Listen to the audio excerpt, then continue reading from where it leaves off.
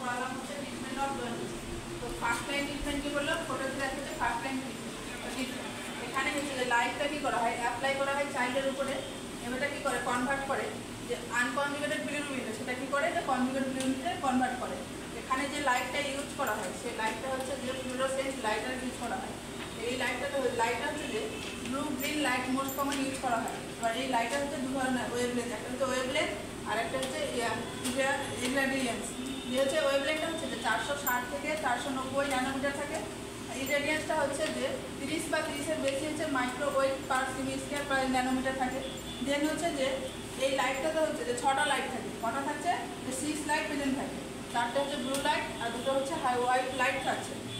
এবং হচ্ছে যে সবথেকে মোস্ট ইম্পর্টেন্ট জিনিস যেটা হচ্ছে যে ডিস্টেন্স হচ্ছে বিটুইন ল্যাম্প অ্যান্ড বেবি, যে বাচ্চা থাকে আর হচ্ছে ল্যাম্প হচ্ছে থাকে, তার থেকে যে ডিস্টেন্সটা থাকে সেটা হচ্ছে 45 সেন্টিমিটার ডিস্টেন্স থাকতে হবে।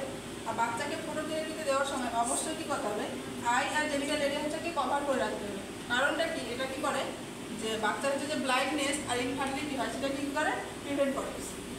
দেন হচ্ছে মেকানিজম অফ ফটোথেরাপি। ফটোথেরাপিতে কী থাকে, ফটোথেরাপিতে যে ফটো আইসোমেরাইজেশন থাকে। এখানে হচ্ছে দুভাগে ভাগ করা হয়, একটা হচ্ছে কনফিগারেশনাল আর একটা হচ্ছে স্ট্রাকচারাল।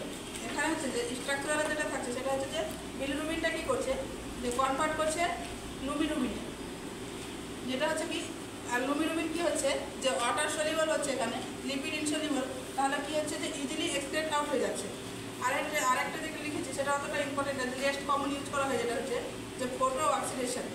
দেন হচ্ছে সাইড এফেক্ট, যে বাচ্চাকে ফটোথেরাপি দিলে কী কী সাইড এফেক্ট বা কী কী অসুবিধা হয়। সাইড এফেক্ট হচ্ছে যে ডিহাইড্রেশন, যে ফ্লুইড থাকে সেটা ডেফিসিট হয়।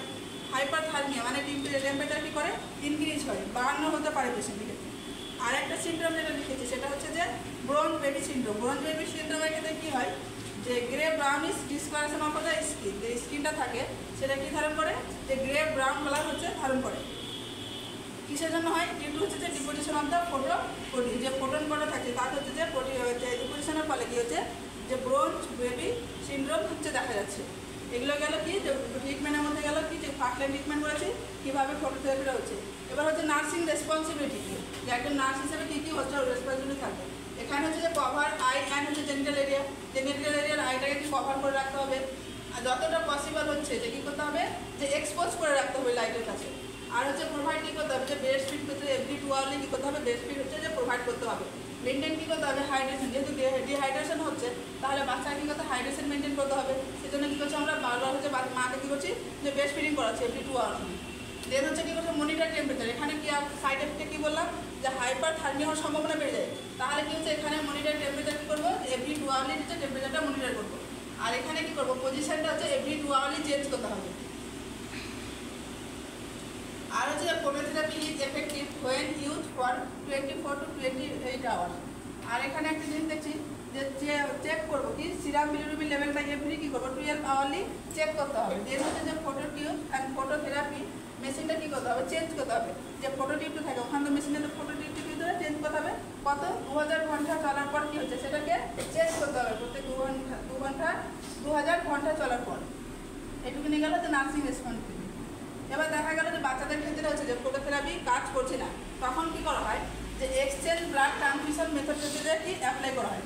এখানে ইন্ডিকেশন কী, যে কোন বাচ্চার ক্ষেত্রে বা কোন পেশেন্টের ক্ষেত্রে আমরা এগুলো করবো, যখন হচ্ছে কর্ডের হিমোগ্লোবিন লেভেলটা কী হচ্ছে, যে লেস দ্যান 10 mg/dl থাকছে, এবং কর্ডের টিএসবি হচ্ছে টোটাল সিরাম বিলিরুবিন লেভেলটা কত হচ্ছে, যে গ্রেটার দ্যান 5 mg/dl থাকছে। এখানে হচ্ছে যে ইবিটি মানে হচ্ছে exchange blood transfusion is use when কী হচ্ছে, যে ফটোথেরাপি নট এফেক্টিভ, তখন হচ্ছে ফটোথেরাপিটা কাজ করছে না।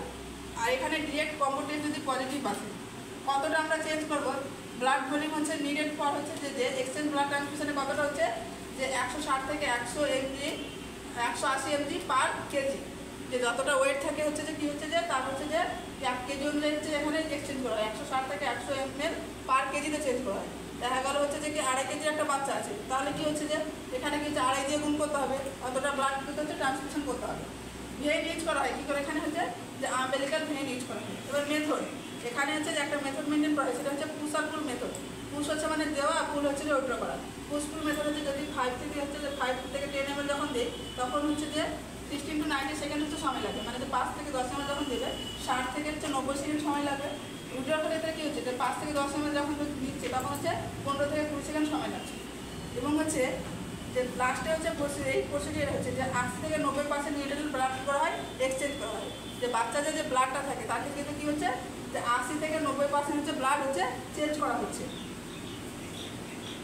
এবার হচ্ছে কমপ্লিকেশনের ক্ষেত্রে দেখা যায় যে হাইপোক্যালেমিয়া দেখা যায়, আর ওন ব্লাড হচ্ছে ইউজ করা হচ্ছে বলে এটা প্রিভেন্ট করার জন্য আমরা কী করছি, নিউ ব্লাড ইউজ করছি। আর একটা হচ্ছে দেখেছি যেখানে যে হাইপোক্যালসেমিয়া কী করে যে অ্যান্টিকগলেন্ট থাকে সোডিয়াম সাইট্রেট, সেটা কী করে যে ফ্রি রেডিক্যাল ক্যালসিয়ামটা কী করে বাইন্ড করে হাইপোক্যালেমিয়া করে। এখানে কী করে প্রিভেন্ট করার জন্য কী করে যে 0.5 ml ক্যালসিয়াম গ্লুকোনেট দেওয়া হয়। আফটার যখন হচ্ছে যে 50 ml ব্লাড চালানো হয় তারপরেই কিন্তু হচ্ছে এই ক্যালসিয়াম গ্লুকোনেটটা দেওয়া হয়। ক্লিয়ার এটুকুনি? বুঝতে অসুবিধাটা? দেন হচ্ছে যে ট্রিটমেন্ট হচ্ছে ড্রাগ অফ চয়েস কি হচ্ছে যে ফেনোবারবিটান দিচ্ছে। ফেনোবারবিটান হচ্ছে একটা অ্যান্টি এপিলেপটিক ড্রাগ, এটার ক্ষেত্রে পেশেন্টের কিন্তু এপিলেপটিক ড্রাগ, কিন্তু এখানে আমরা দিচ্ছি কেন যে স্টিমুলেট করে কী করে যে লিভারের এনজাইম থাকে ইউডিপিজিটি, সেই এনজাইমটাকে কি স্টিমুলেট করার জন্য হচ্ছে যে দেওয়া হচ্ছে ফেনোবারবিটান। মেনটেনেন্স ডোজ থাকে এর হচ্ছে 4 mg পার কেজি পার ডে করে দেওয়া হয়। আর এখানে হচ্ছে অল্টারনেট ড্রাগ দেওয়া হয়, মেটালো হচ্ছে যে প্রোফাইলিন দেওয়া হয়।